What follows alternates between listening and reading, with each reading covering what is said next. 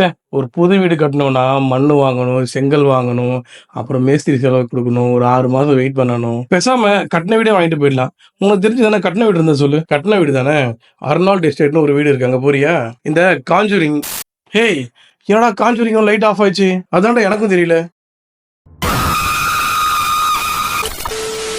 1970ஸ்ல ராஜர் பெரான், அவருடைய ஒய்ஃப் கரோலைன் பெரான், அப்புறம் Nancy, Christina, Andrea, Cindy, ஏப்ரல்னு இவங்க புதுசா வாங்கின வீட்டுக்கு குடி வராங்க. அப்ப அந்த வீட்டோட ப்ரீவியஸ் ஹவுஸ் ஓனர் என்ன சொல்லியிருக்காருன்னா, நீங்க வீட்ல என்ன வேணாலும் பண்ணிக்கங்க, பட் ஆனா நைட் டைம்ல மட்டும் கொஞ்சம் லைட் ஆஃப் பண்ணாம இருங்க அப்படின்னு சொல்லியிருக்காரு. ஸோ இன்னைக்கு நம்ம வீடியோல பேரண்ட் ஃபேமிலிக்கு என்ன நடந்துச்சுன்றதை பத்தி தான் இன்னைக்கு நம்ம வீடியோல பார்க்க போறோம். நான் தான் Mugil Raj. Welcome to Mugil's twist.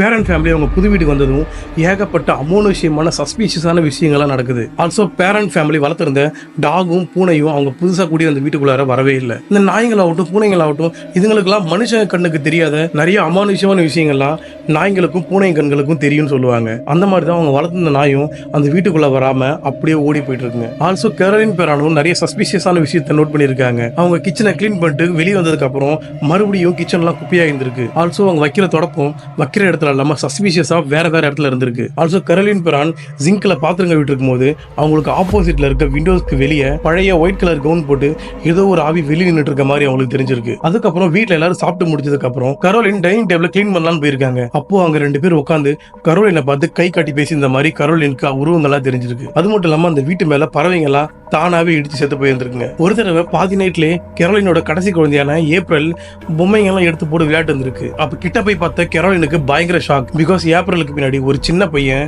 கழுத்து ட்விஸ்ட் பண்ணப்பட்டு ரொம்ப ஆக்ரோஷமா ஏப்ரலை முறைச்சு பார்த்துட்டு இருந்திருக்கான். இது நடந்து கொஞ்ச நாளையே அவங்க வீட்டோட வால் கிளாக் கரெக்டா 3:07க்கு ஸ்டாப் ஆகிறது. வீட்டுல இருந்த ஃப்ரிட்ஜ் தன்னாலே ஓபன் ஆகி அதுல இருந்த பொருள்கள்லாம் கீழே விழுறது. அதுக்கப்புறம் அந்த டைம்ல இருக்க அந்த பழைய டெலிஃபோன்ல நம்ம பேசி முடிச்சதுக்கு அப்புறம் வைப்போம் இல்லையா, அந்த மாதிரி வைக்கிற சத்தம், இந்த மாதிரி வியடா நிறைய அமானுஷியமான விஷயங்கள்லாம் அந்த வீட்டுல நடக்குது. அதுக்கப்புறம் அந்த வீட்டுல அழுகி போன பிணங்களோட ஸ்மெல்லாம் வந்திருக்கு. இந்த விஷயத்த பெரான் ஃபேமிலியில இருக்க எல்லாருமே ஃபீல் பண்ணியிருக்காங்க. அதுக்கப்புறம் அந்த வீட்டுல இருக்கவங்க எல்லாம் பாத்ரூம் போனா கூட தனியா போக மாட்டாங்க. ஏன்னா அவங்க பாத்ரூம்ல கூட தனியா இருக்க மாதிரி ஃபீல் பண்ண மாட்டாங்க. அவங்களை சுத்திரும் நிறைய உருவங்கள் நின்றுட்டு இருக்க மாதிரி அவங்களுக்கு தெரிஞ்சிருக்கு. ஸோ அதனாலதான் அவங்க பாத்ரூம் போனா கூட 2 பேரும் 3 பேராவும் சேர்ந்து போயிருக்காங்க. இந்த விஷயங்கள்லாம் கரோலின் அவங்க ஹஸ்பண்டான ராஜர் பெரான் கிட்ட பெட்ல உட்காந்து சொல்லிட்டு இருந்திருக்காங்க. இந்த மாதிரி நம்ம வீட்டுல ரொம்ப அமானுஷியமான விஷயங்கள்லாம் நடந்துட்டு இருக்கு. கரெக்டா 3-7 மணி ஆச்சுன்னா வால் கிளாக் தன்னாலே ஸ்டக் ஆயிடுது. ஆல்சோ அடிக்கடி அழுகி போற பெணத்தோட ஸ்மெல்லாம் வருது அப்படின்ற மாதிரி ராஜர் பெரான் கிட்ட சொல்லியிருக்காங்க. அப்போ ராஜர் பெரானும் ஆமா நானும் இதை நோட் பண்ணியிருக்கேன், கொஞ்சம் வெயிட் பண்ணு, நம்ம இன்னும் கொஞ்ச நாள்லயே நம்ம குழந்தைங்க எல்லாம் கூப்பிட்டு வேற வீட்டுக்கு ஷிஃப்ட் ஆயிடலாம் அப்படின்னு சொல்லியிருக்காரு. அப்படி அவங்க சொல்லிட்டு இருக்கும் போதே அவங்க உட்கார்ந்து இருந்த பெட் அப்படியே ஷேக் ஆகி மேல மிதந்து உடனே டக்குன்னு கீழே தரையிலே வந்து அடிச்சிருக்கு. அன்னைக்கு நைட் ஃபுல்லாவே ராஜர் பெரானும் கரோலினும் பயந்துகிட்டு தூங்காமலே உட்கார்ந்து இருந்திருக்காங்க. இதுக்கப்புறம் தான் கரோலினோட நிலைமை ரொம்ப மோசமா மாறுது. எப்பவுமே கரோலின் தனியா இருக்கிறது, சாப்பிடாம இருக்கிறது, அது மட்டும் இல்லாம கரோலின் நைட்டு தூங்கும் போது அவங்களை பிடிச்சி யாரோ கிள்ற மாதிரியும் அவங்களை யாரோ பிடிச்சி கடிக்கிற மாதிரியும் ஃபீல் பண்ணியிருக்காங்க. அதுக்கேற்ற மாதிரியா அவங்க உடம்புல நிறைய மார்க்ஸும் இருந்திருக்கு. அதுக்கப்புறம் அவங்க காதுல உன் குழந்தைகளை மரியாதையை விட்டுட்டு ஓடி போயிடு, ஏன்னா நான் அவங்கள சாத்தானுக்கு நரபலி கொடுக்கணும் அப்படின்ற வாய்ஸஸ் எல்லாம் கரோலினுக்கு கேட்டிருக்கு. அது மட்டும் இல்லாம கரோலின் அடிக்கடி அவங்க வீட்டு பேஸ்மெண்ட்ல போய் உட்காந்துக்கிறாங்க. நம்ம வீட்ல எல்லாம் நிறைய இந்த வேஸ்டான திங்ஸ் எல்லாம் ஸ்டோர் பண்றதுக்காக ஸ்டோர் ரூம் வச்சிருப்போம். பட் அமெரிக்கால எல்லாம் 80ஸ்ல வேஸ்டான திங்ஸ் எல்லாம் வைக்கிறதுக்கு வீட்டுக்கு கீழே ஒரு ஸ்பேஸை விடுவாங்க. அதுதான் பேஸ்மெண்ட் சொல்லுவாங்க. அந்த மாதிரி பேஸ்மெண்ட்ல தான் கரோலின் போய் அடிக்கடி உட்கார்ந்து இருந்திருக்காங்க. இதுக்கப்புறம் கரோலின் ரொம்ப பயமுறுத்து விதமா அவங்க குழந்தைங்கள்ட்ட நடந்து இருந்திருக்காங்க. அவங்க குழந்தைங்களை பயங்கரமா அடிக்கிறது, ரொம்ப சத்தம் போட்டு கத்துறது அப்படின்னு அவங்க குழந்தைங்களை பயமுறுத்து விதமா நடந்து இருந்திருக்காங்க. ஒரு தடவை லாஸ்ட் குழந்தையான ஏப்ரல் ரொம்ப சத்தம் போட்டு கத்தி அழுதுட்டு இருந்ததை ராஜர் பெரான் கேட்டு என்னன்னு ஓடி வந்து பாக்குறாரு. அப்ப கரோலின் அந்த சின்ன குழந்தையான ஏப்ரலோட தலைமுடிய அவங்களோட கையாலேயே பிடுங்கி வாயில வச்சு மின்னுகிட்டு இருந்திருக்காங்க. இதுக்கப்புறம் ராஜர் கரோலினை ஒரு சேர்ல டைட்டா கட்டி போடுறாரு. அப்போ சுயநனுக்கு அந்த கரோலின் என்ன சொல்லியிருக்காங்கன்னா, எனக்குள்ள இருக்க ஆவி நம்ம குழந்தைங்களெல்லாம் கொன்னுடும், நீங்க தயவு செஞ்சு நம்ம குழந்தைய தூக்கிட்டு போயிடுங்க அப்படின்னு சொல்லியிருக்காங்க. இதுக்கப்புறம் தான் ராஜர் பெரான் இந்த வீட்டோட பாஸ்ட் ஹிஸ்டரிய அக்கம் பக்கத்துல கேட்டு தெரிஞ்சுக்கிறாரு. அப்பதான் அங்க ஒரு பாத்ஷீபான்ற ஒரு பேரை கேள்விப்படுறாரு. இப்போ இவங்க இங்க இருக்கிற இடம் 1680ஸ்ல அர்னால்டு ஃபேமிலி வாங்கியிருந்தாங்க. அப்போ அங்க காரணமே இல்லாம மிஸ்ஸஸ் ஜான் அர்னால்ட் அவங்களோட 93 வயசுல அங்க இருக்கிற ஒரு மரத்துல தூக்கு போட்டு இறந்திருக்காங்க. அது மட்டும் இல்லாம அடுத்தடுத்து இங்க நிறைய பெண்கள் தூக்கு போட்டு இறந்திருக்காங்க. ஆல்சோ 2 ஆண்களும் குளிர்ல ஹைப்போதெர்மியாவால இறந்து போயிருக்காங்க. அதுக்கப்புறம் 1800ல பாத்ஷேபான்றவங்க சாத்தானுக்கு நரபலி கொடுக்கறதுக்காக அவங்க கேர்ல இருந்த ஒரு குழந்தையோட தலையிலேயே ஊசி இறக்கி கொண்டு இருக்காங்க. பிகாஸ் பாத்ஷேபா பிளாக் மேஜிக் பண்ற சாத்தானை வழிபடுற ஒரு விச். அதுக்கப்புறம் 5 வருஷம் கழிச்சு பாத்ஷேபா அங்க இருக்க மரத்துல தூக்கு போட்டு இறந்து போயிருக்காங்க.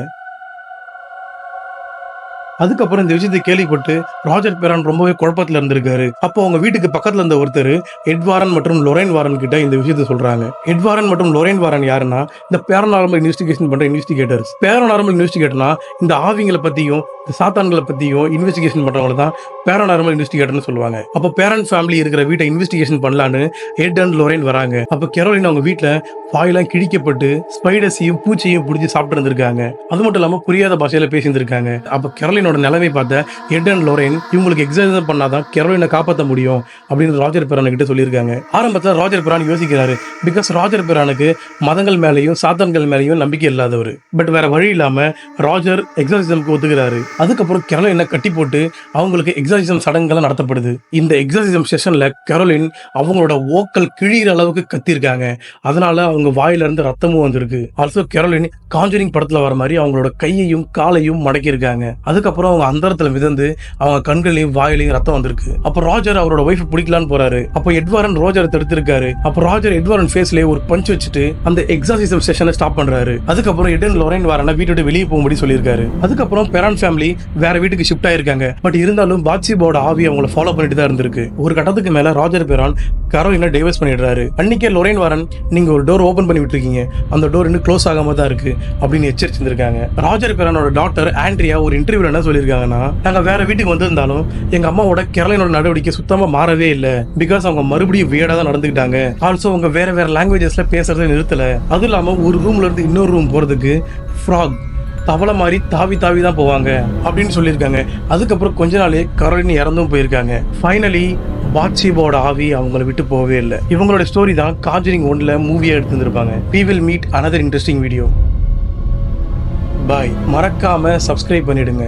இல்லைனா உங்க வீட்டுக்கு இன்னைக்கு பாத்ஷேபா வர்றதுக்கு வாய்ப்பு இருக்கு.